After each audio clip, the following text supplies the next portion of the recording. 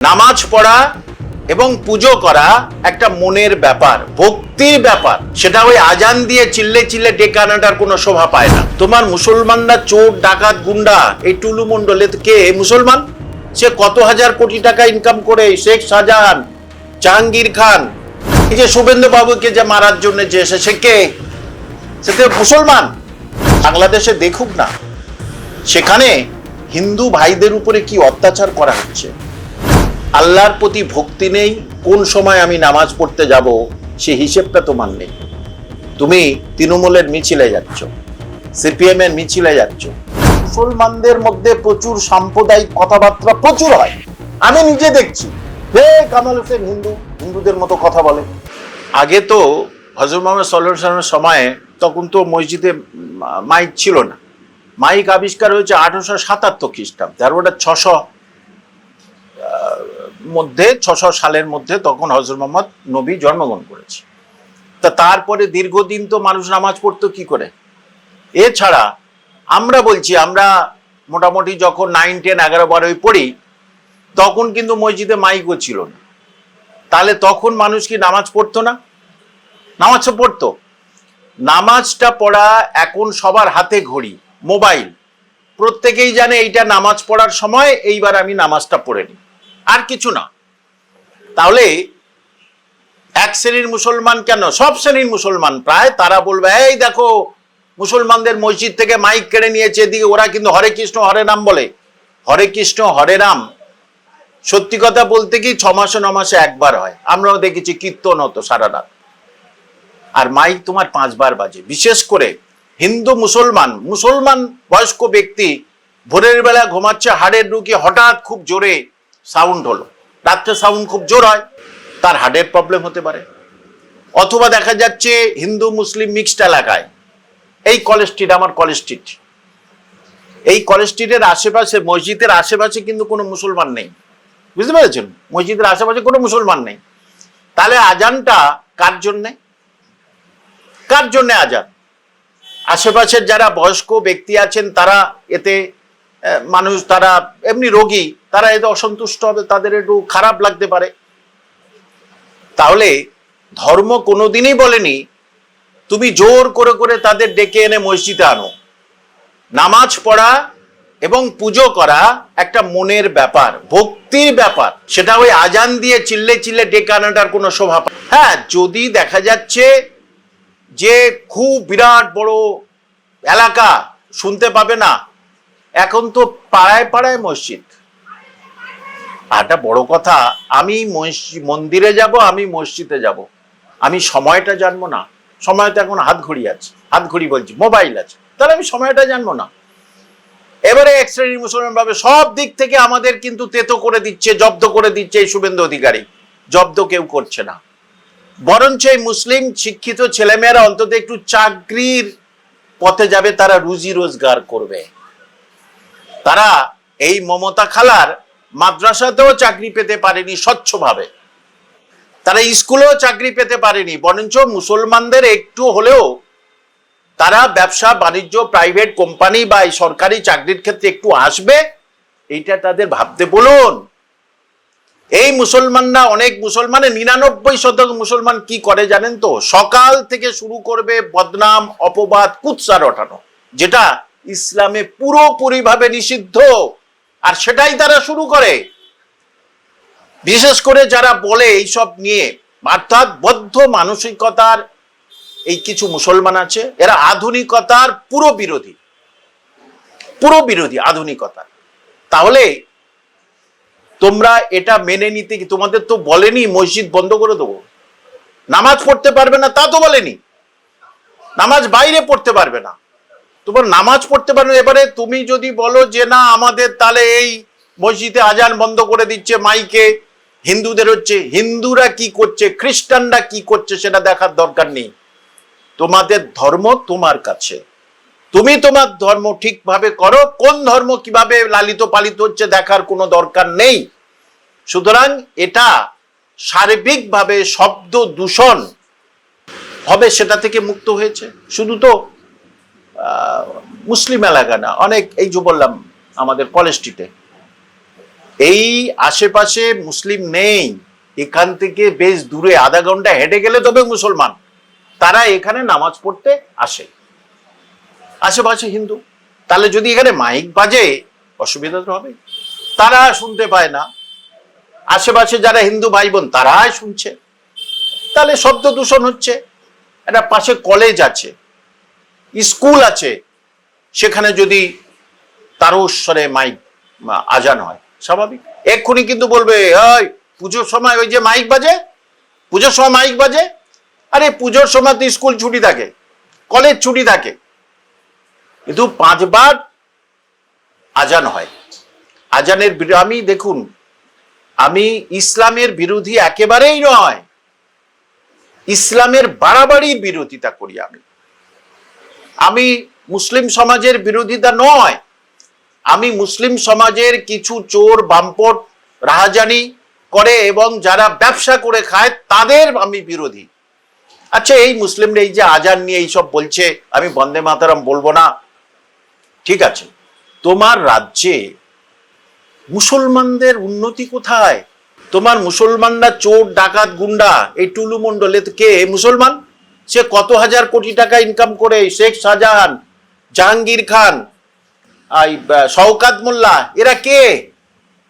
তা এদের উন্নয়ন করবো?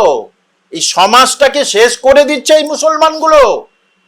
তাহলে এদেরকে আগে ঠান্ডা করাও, তোমার নিজের সমাজ ব্যবস্থাকে তুমি ঠিক করো। বাইরে তোমার মানসিকতা দেওয়ার দরকার নেই, নিজের সমাজ ঠিক নেই, নিজের সমাজে চোর ডাকাত চিটিংবাজ ভর্তি হয়ে গেছে, আর সকাল থেকে সন্ধ্যা পর্যন্ত শুধু কার নামে বদনাম করব? কাকে? আরবি কথা গিবত, যেটা কোরআনে পরিষ্কার করে বারণ করে দিয়েছে, যে গিবত করে তার নামাজ হয় না। কিন্তু এই মুসলমানদের আপনি দেখবেন সকাল থেকে সন্ধ্যা পর্যন্ত ওর নামে বাজে কথা, শুভেন্দু দানার বাজে কথা, আর কামাল হোসেনের নামে বাজে কথা। এদের স্বভাব এটা। তার তোরা নামাজ পড়তে যাস কেন? আগে নিজেদের শুদ্ধিকরণ করো। নিজের সমাজে যারা চোর ডাকাত গুন্ডা রাহাজানি করছে, মানুষ খুন করছে, এই যে শুভেন্দু বাবুকে যে মারার জন্য যে এসেছে, সে কে? সে তো মুসলমান। সেইগুলো আগে ঠিক করো, সব নিজের সমাজটাকে সুন্দরভাবে সাজাও, তাহলে হিন্দু ভাই বোন আর কেউ তোমাদের পিছনে লাগবে না। রাষ্ট্র তোমার পিছনে লাগছে না, একটু বাইরে যাক, একটু বাংলাদেশে দেখুক না, সেখানে হিন্দু ভাইদের উপরে কি অত্যাচার করা হচ্ছে। মসজিদ মন্দির ভেঙে দিচ্ছে, রামের মূর্তি হলো, যে মূর্তি করলো তার অ্যারেস্ট হলো। তা এখানে যদি সংখ্যাগরিষ্ঠ হিন্দুরা করে, গা জ্বলে যাবে খুব। এরা তো মসজিদ ভাঙছে না, এরা শব্দ দূষণ এই, এবং সত্যি সত্যি বলছি, বয়স্ক লোকেদের অসুবিধা হয়, সত্যি বয়স্ক লোকেদের ভীষণভাবে অসুবিধা হয়, যে তারও স্বরে আজান বাড়ছে, বিশেষ করে ভোরের বেলা। তাহলে তোমার নিজের মনের ভিতরে আল্লাহর প্রতি ভক্তি নেই, কোন সময় আমি নামাজ পড়তে যাব সে হিসেবটা তোমার নেই। তুমি তৃণমূলের মিছিলে যাচ্ছ, সিপিএম এর মিছিলে যাচ্ছ। এই যে শুভেন্দু বাবু বলেছে শুক্রবারীরা, খুব খেপে গেছে। শুক্রবারই কেন বলল? শুক্রবার নামাজ পড়ার সময়, জুম্মাবার, তোমরা সেই দিন দেখেছো, সেই দিন আন্দোলন করেছে, তোমরা সেটাকে প্রতিবাদ করোনি কেন? যে শুক্রবার নামাজ পড়তে যাবো, আন্দোলনে যাব না? আন্দোলনে যাব, বুঝতে পারছেন, আন্দোলনে যাব, পুলিশকে মারবো, গুলি ছুড়বো। এইবারে শুভেন্দু বাবু শুক্রবারই বললে খেপে আগুন, মুসলমানদের বলছে শুক্রবারই। এদের সৎ বুদ্ধি সম্পন্ন মুক্তি চাই। আমি তো বলছি, এই শিক্ষিত অনেক মুসলমান, তারাও সকাল থেকে সন্ধ্যা পর্যন্ত মানুষের কুৎসার ওঠায়। এটা আগে ঈদের সময় না ওই বাজি পটকা ফাটতো না, হিন্দুরা পুজোতে বাজি পটকা ফাটায়, তাহলে আমরা ফাটাই, বুঝতে পারছেন তো? হিন্দুরা ফাটাচ্ছে, তাহলে আমরা ফাটাবো কেন? এটা কি ধর্মে বলেছে? তোমার ধর্ম তুমি করো। যখন হযরত মুহাম্মদ সাল্লাল্লাহু আলাইহি ওয়াসাল্লাম এসেছিলেন 600 খ্রিস্টাব্দ নাগাদ, সেই সময় এটা ছিল না, মানুষ এমনি আজান দিত। 1870 সালে এসছে, আমি আপনার বললাম, মাইক প্রথম আবিষ্কার হয়েছে।